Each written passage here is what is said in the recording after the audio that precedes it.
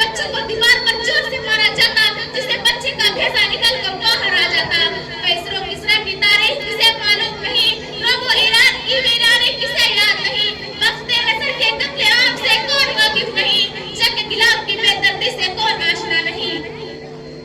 الغرض پوری دنیا میں فساد ہی فساد پھیلا ہوا ہے، چاہے روم ہو یا ایران، پاکستان ہو یا ہندوستان، یورپ ہو یا ایشیا، روئے زمین کا کوئی خطہ ایسا نہیں تھا جہاں لوگ امن و شانتی کی زندگی پسند کر رہے ہو.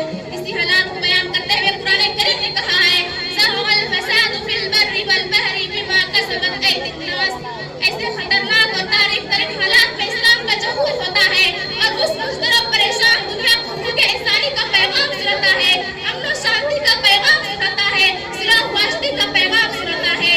اصلاح کہتا ہے صلح جنگ سے بہتر ہے چاہے جو کر ہو.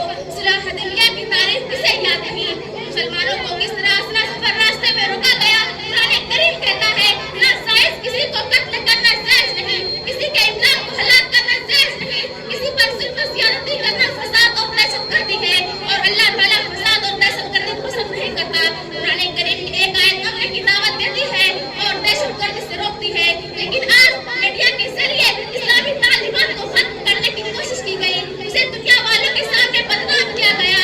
جو امن و شانتی کا داعی تھا اسے دنیا کے سامنے مجرم بنا کر پیش کیا گیا. لوگوں کو اس سے نفرت دلائی گئی. خود کا نام جنو رکھ دیا، جنو کا خود، جو چاہے آپ کا حسن کرشمہ ساج کرے. لیکن میں پوچھتی ہوں کہ اسلام کو بدنام کرنے والوں، اگر اسلام دہشت گرد مذہب ہے تو نبی صلی اللہ علیہ وسلم کے زمانے میں دہشت گردی کیوں نہیں؟ ابو بکر رضی اللہ عنہ کے زمانے میں دہشت گردی کیوں نہیں؟ عمر فاروق رضی اللہ عنہ کے زمانے میں دہشت گردی کیوں نہیں؟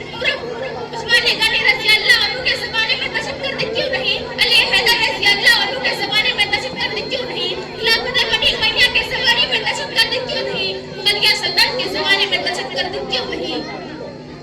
جب ان کے پاس اس وقت قوت تھی، طاقت تھی، وہ دنیا کو تہمالہ کر سکتے تھے. لیکن آج جب کہ وہ کمزور ہو چکے ہیں، ان کی حکومتیں ختم ہو چکی ہیں، وہ محتوی اور مقبول الحال زندگی پسند کر رہے ہیں. ان پر دہشت گردی کا الزام کیوں لگایا جا رہا ہے؟